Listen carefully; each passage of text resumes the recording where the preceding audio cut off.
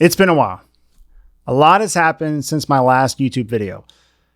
In the span of 1 to 2 weeks, my grandmother passed away.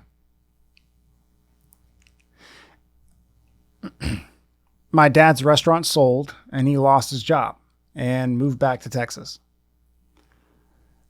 My best friend got married and I was his best man.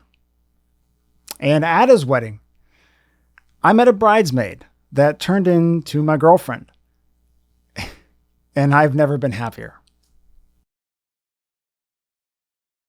We've got a lot to catch up on, so let me start from the top, or the last time I think that I maybe talked to you. So my buddy Dan, we have the same name.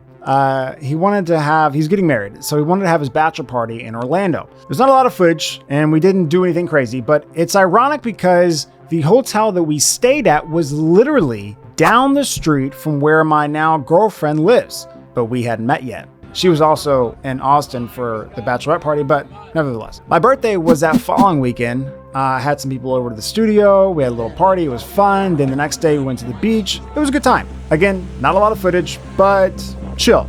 Then I went to Texas to visit my family and had a great time. But I didn't know it at the time, but that would be the last time I talked to my grandmother.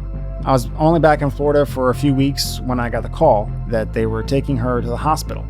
That same morning, in fact, moments after I got off that call, my dad tells me that his restaurant shut down and he no longer has a job. I withheld this information all day because I didn't want to burden the family more.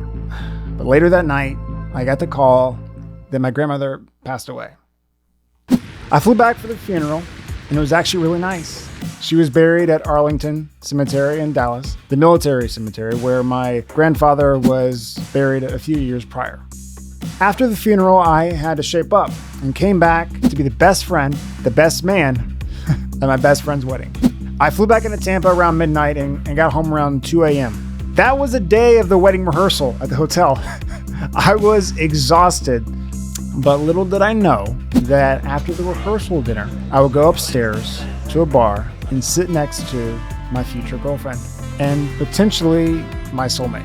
It was unexpected, to say the least, but it was easy with her. We talked until the bar shut down, and then we went to another bar with everyone, and eventually we split off, kind of trying to get our own privacy to another one, but they found us. We eventually became each other's unofficial date to the wedding the next day.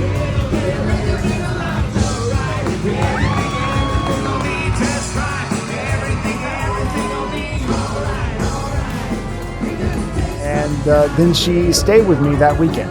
It's wild because ever since that first night that we started talking, we've talked every night since. And I think that I have found my person. I wanted to put that on the record. It's funny because I was waiting to get in a relationship until I felt I was closer to where I wanted to be, until my business was at a certain point, until my online career took off, finally. Until I finally had that superhero body, until I felt like my life was a little better than it was a little closer to where I wanted to be. But not long ago, an old friend told me that I shouldn't continue to wait until I felt I was where I wanted to be in life to meet the right person. My mother also often told me that the right person will come when you least expect it. Well, they were both right. And I'm happy that I listened. It makes all the hard times worth it. My advice to you, in hopes I can help someone too. Find someone who you want to do everything and nothing with. Find someone who, what attracts you most about them is who they are as a person, their heart, their soul, because the rest will fade. Who they are in their core likely will never change. And if you do find that person, it likely won't be hard. It'll be easy. And you won't have to wonder, you'll know. You found your person. So subscribe. I've got more stories to share and maybe some more advice to give. Thank you.